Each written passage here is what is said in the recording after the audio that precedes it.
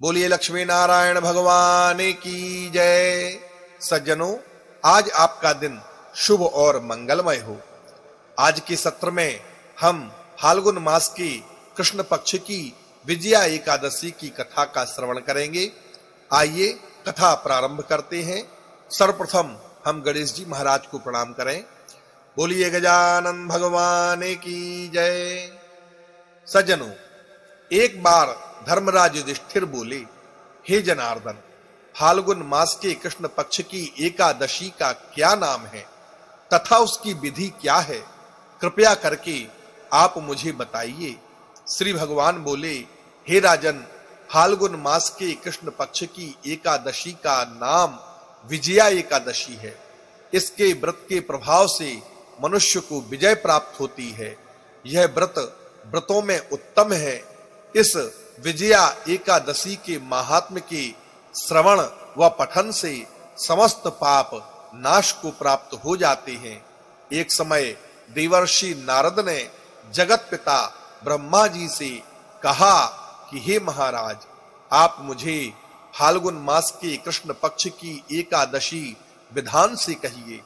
ब्रह्मा जी कहने लगे कि हे नारद, विजया एकादशी का व्रत पुराने तथा नए सभी पापों को नाश करने वाला है। इस विजया एकादशी की विधि मैंने आज तक किसी से भी नहीं कही। यह समस्त मनुष्यों को विजय प्रदान करती है। त्रेता युग में मर्यादा पुरुषोत्तम श्री रामचंद्र जी को जब 14 वर्ष का वनवास हो गया, तब वे श्री लक्ष्मण जी तथा सीता जी सहित पंचवटी में निवास करने लगे। वहां पर दुष्ट रावण ने जब सीता जी का हरण कर लिया, तब इस समाचार से श्री रामचंद्र जी तथा लक्ष्मण जी अत्यंत व्याकुल हुए और सीता जी की खोज में चल दिए। घूमते घूमते जब वे मरणासन्न जटायु के पास पहुंचे, तो जटायु ने उन्हें सीता जी का वृत्तांत सुनाया और स्वर्ग लोक चला गया। कुछ आगे जाकर उनकी सुग्रीव से मित्रता हुई और वाली का वध किया।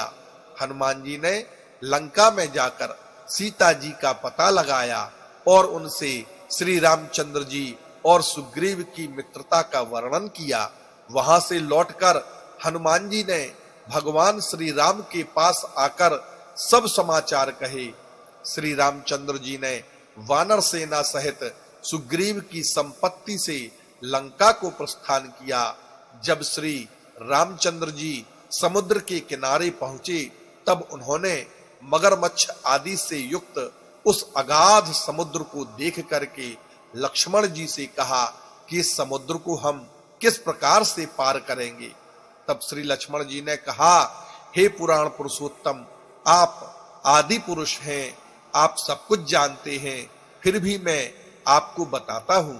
यहां से आधा योजन की दूरी पर कुमारी द्वीप में बकदालव्य नाम के एक मुनि रहते हैं। उन्होंने अनेक ब्रह्मा देखे हैं। आप उनके पास जाकर के इसका उपाय पूछिए।